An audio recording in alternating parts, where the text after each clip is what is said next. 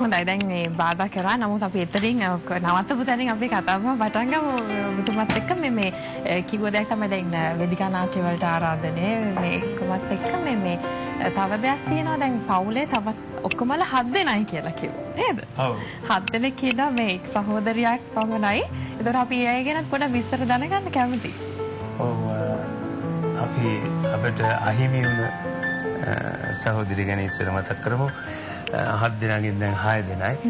එක්කෙනෙක් අපිට අහිමි වුණා. මට වැඩිමල් ළඟම අක්කා. ඊට පස්සේ දැන් 6 දෙනයි ලොකුම අක්කා නවකතා රචිකාවියක්. මම හිතන්නේ ලංකාවේ බාලම නවකතා රචිකාවිය වයස 16 දී නීතා හේවත් දොළබඩ කුසුම කියලා මේ නවකතාවක් රචනා කරලා ඇගේ විවාහය පවා සිද්ධ වුණේ ඊට සම්බන්ධව. මොකද ඒක මේ මුද්‍රණය කිරීමට යාවේදී මුද්‍රණ කරන සමාගම අයිති කෙනා සමග තමයි මල්කාන්ති ගුණරත්න මල්කාන්ති රණසිංහ මල්කාන්ති ගුණරත්න වුණා. ඔහු තමයි රත්න පොත් ප්‍රකාශකය කියලා ප්‍රසිද්ධ පොත් ප්‍රකාශන සමාගමක්. දැන් ඇය එහි අධිපතිනිය වෙලා ඉන්නවා. ඉතින් ඒ වගේ දැන් මගේ ඊළඟ සහෝදරී ඉංග්‍රීසි ගුරුවරියක් දැන් විශ්‍රාම ගිහිල්ලා රූපා රණසිංහ ප්‍රේමා ශ්‍රීමති රණසිංහ තමයි අර මම කිව්වේ නැති වුණා කියලා. ඊළඟට මම මගේ සහෝදරයෙක් ඉන්නවා ලයනල් රණසිංහ. ඊගාවට චන්ද්‍රා රණසිංහ කියලා එයා වරායේ සම්බන්ධව රාජකාරී කළා. එයා දැන් ගෙදර ඉන්නවා. ඊළඟට ඉන්නවා ඔය හැපැත්තේ වාඩි වෙලා ඉඳෙක්කලා නේද? එයා තමයි බඩපිස්සි. ඉතින් එයා අපි ඉස්සර නම් කිව්වේ අපි මේ අම්මා පළවෙනි වතාවට රෝහලකට ගිහිල්ලා මේ දරුවෙක් හම්බෙලා තියෙනවා. ඉතින් වැරදීමකින් වෙන ළමෙක් හම්බෙලා කියලා තමයි කතා කරන්නේ.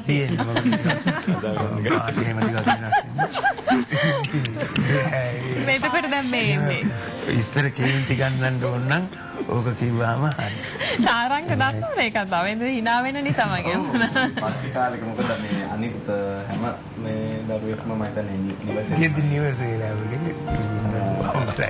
නිවසේම තමයි. ඉතින් අම්මා තමයි මේ රෝහලේ හම්බෙච්ච එකම බබා. ඉතින් ඒ හින්දා මේ හදාගන්න ගත්ත කියලා තමයි අම්මා නෑ වැරදීමකින් මාරු ඒකට වැඩි මේගොල්ලෝ වැඩි කිව්වේ මම පාටින් අඩු යන්නේ ඒක තව ටිකක් තාවුරු වෙනවා. ඒකට පාටින් අඩු කියන එතකොට පොඩ තරහ යනවද? ඒක තේරෙන්නේ නෑ. ඒ දවස්වල තරහ යනවා ඔය බොරු කියන්නේ. නෑ පාට ගැන නෙවෙයි.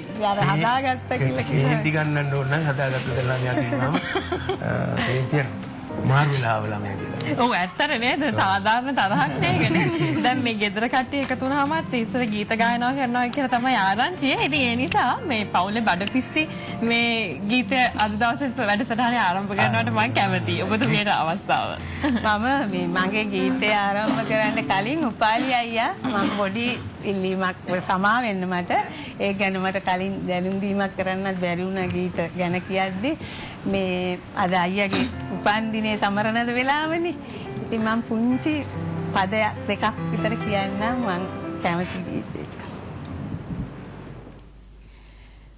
පාරමීදම් පුරමු අප දෙදෙනා මගේම අයියන්ඩියක වී ඔබ සස් නැගනිවීමා එකම මව්කුස සසර මතුදා උපත ලබනට පාරමීදම් පුරමු අප දෙදෙනා.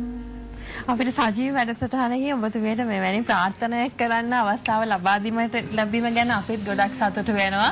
මොකද මේ වගේ දේවල් හුඟක් සංවේදී අපිට හිතට දැනෙන දේවල්, සහෝදරත්වය, තමුන්ගේ අම්මගේ තාත්තගේ තියෙන ආදරණීය බැඳීම, දරුවන් සමග තියෙන ආදරණීය බැඳීම අපිට කඳුළු අපේ නෙතකට එනවා. ඒක නවත්තන්නට අමාරුයි. ඉතින් කලාකරුවන් කියන්නේ සැබවින්ම සංවේදී උදවිය. එතකොට මේ වගේ අවස්ථාවන් වලදී කඳුලක් ඇසට එනවා කියන එක බොහොම ස්වාභාවිකයි. ඔබතුමියට අවස්ථාව ගීතයට.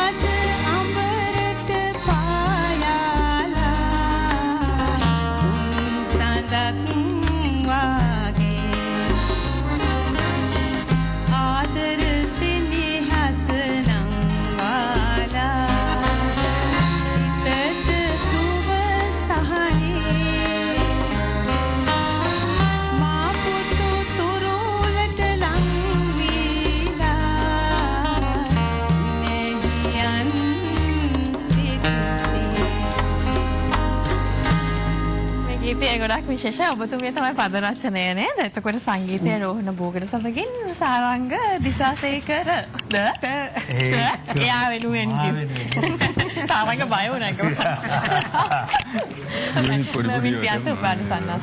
එතකොට නිමල් උඳගොඩ අද දවසේ අපිත් එක්ක එකතු වෙනවා. ආනන්ද වෛද්‍යසේකර දාම පස් දෙනාටම සුදි අද දවසෙත් සත්සර පාරෙන් සංගීතයෙන් ගමනට අපිත් එක්ක එකතු වෙනවාට මේ කුමුදෝනි ශාන්තට මෙතුමා මුණ ගැහෙන්නේ කොහොමද ප්‍රථම වතාවට මුණ ගැසුනේ මොන කාලෙද?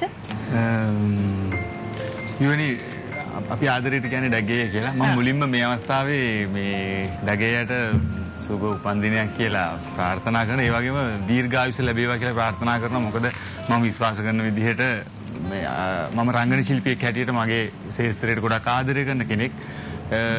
ඉතින් ඒ නිසා මම ආසයි මහත්මා ගතිගුණ තියෙන මහතුරු මේ ශාස්ත්‍රයේ දිගු කාලීනව රැඳලා ඉන්නවට මම අපේ හමුවීම කියන්නේ මුලින්ම මට අයව හම්බ වෙන්නේ ඇත්තටම රංගන ශිල්පියෙක් හැටියට තමයි.